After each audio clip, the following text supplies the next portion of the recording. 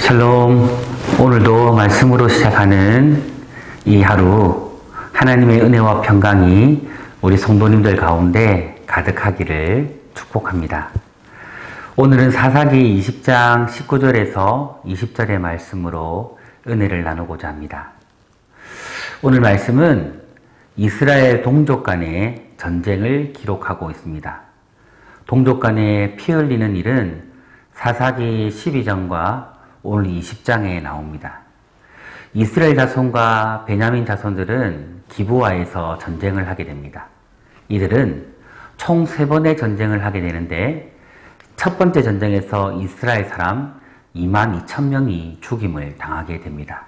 그리고 두 번째 전쟁에서 이스라엘 자손 18,000명이 죽임을 당하였습니다.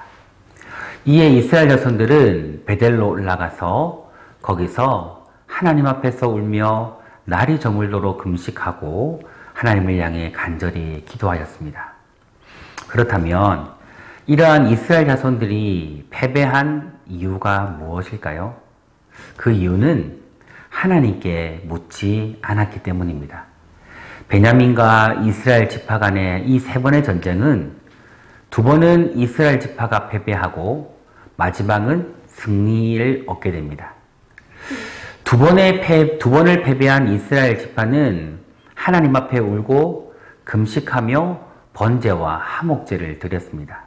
사실 이스라엘 지파는 베냐민 지파와의 전쟁 여부를 하나님께 물어야 했습니다. 그러나 그렇게 하지 않은 2번의 전쟁은 처절한 패배로 이어졌습니다. 하나님께서는 그들 자신의 계획과 뜻에 맞추어진 전쟁이 패배로 이어지게 하신 것입니다. 이스라엘 지파는 이 패배를 통해서 하나님과의 관계가 잘못되었다는 것을 인지하고 눈물로 회개하며 기도하였던 것입니다. 결국 2번의 패배를 통해 자신의 계획과 뜻에 하나님을 끼워 맞추려는 것이 얼마나 잘못된 것인가를 깨달아 알고 하나님의 계획과 뜻에 집중하게 되었습니다. 그리고 하나님의 계획과 뜻에 온전히 따르도록 하나님의 도우심을 그들은 구하게 되었습니다.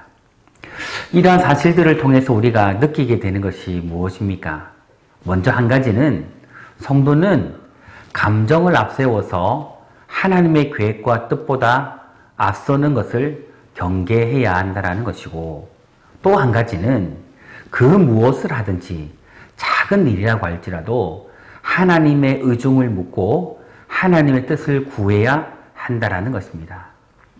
사랑하는 성도 여러분, 오늘 우리 모든 성도님들은 하나님보다 앞서지 않는, 하나님보다 앞서 행하지 않는 그런 성도님들이 되시기를 축복합니다.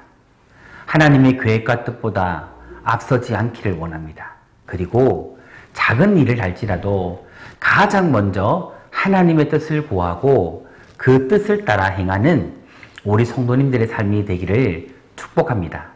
이를 통해 우리 성도님들의 삶이 하나님의 선한 그 인도하심을 받고 패배의 삶이 아니라 날마다 하나님으로 인하여 승리의 삶을 살아가시기를 주님의 이름으로 축복합니다. 아멘.